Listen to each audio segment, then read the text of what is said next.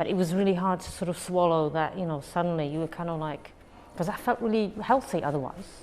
You know, I was exercising, I was fully there. It was just that I was started to lose weight and his stomach was a bit iffy, but otherwise, you know. And then I thought, okay, I'm going to go from this sort of healthy person to complete wreck, you know, because the operation is brutal and it's because they do so many things. It's called the mother of all surgeries because they take a lot of organs. So it's like multiple operations in one. So, you know, I've explained all this to my son as well, what's going to happen. This is in a lockdown, so they went with me to the hospital, but they couldn't really visit me.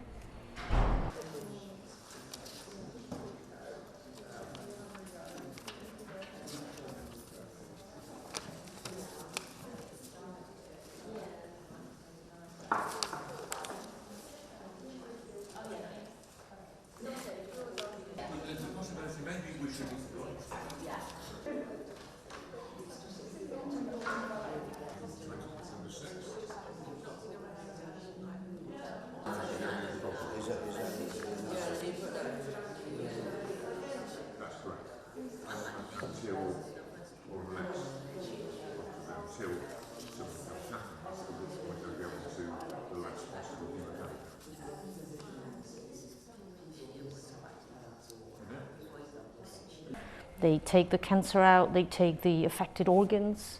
Basically, if they can't save the organs that are encrusted in this cancer, they have to take them away. But then he added the chemotherapy right into the abdomen. So basically, flushing the whole abdominal cavity with chemotherapy is a part of the operation I had.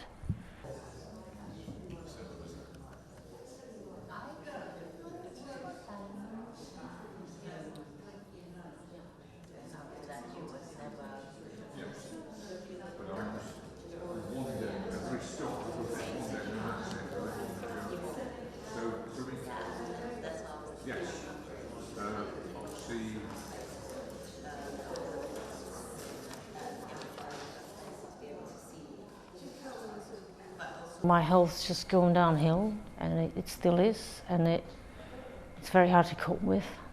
You know, I've lost extreme amount of weight. I was 59 at the end of September or August, and I'm 46 kilos.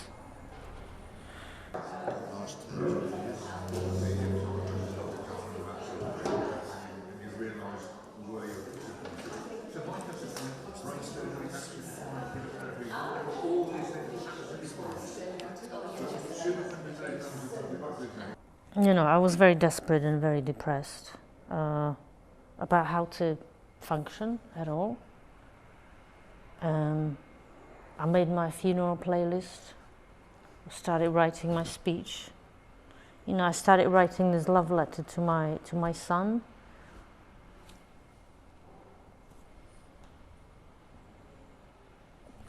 That's the hardest thing for me.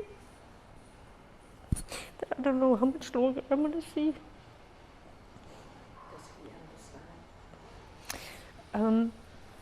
He knows I have the cancer back, but I don't think he understands that I might not be here.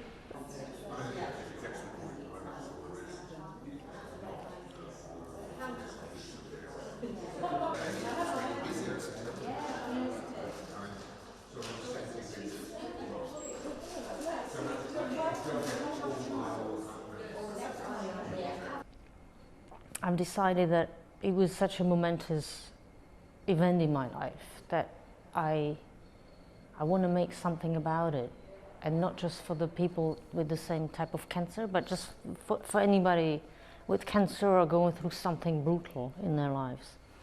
And one of the things that really helped me in my recovery, that I was coming to this room, to the expressive art class, and a lot of the artwork in that book I've actually made here.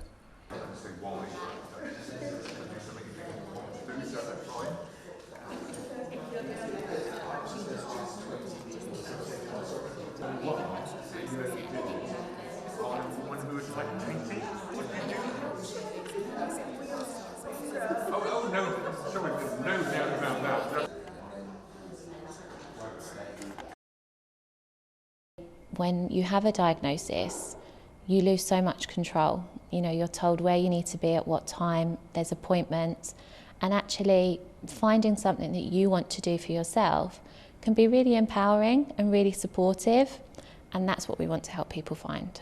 I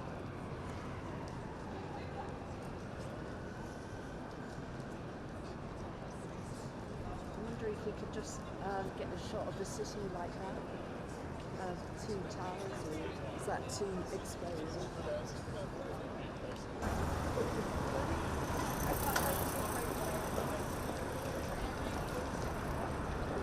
We see people that may have had a slightly more difficult journey to maybe get diagnosed, or have had a longer waiting list or are waiting slightly longer for their treatments. So again, for them to find us at an early point, there's lots of things we can do which we know is evidence-based to help prepare them for treatment.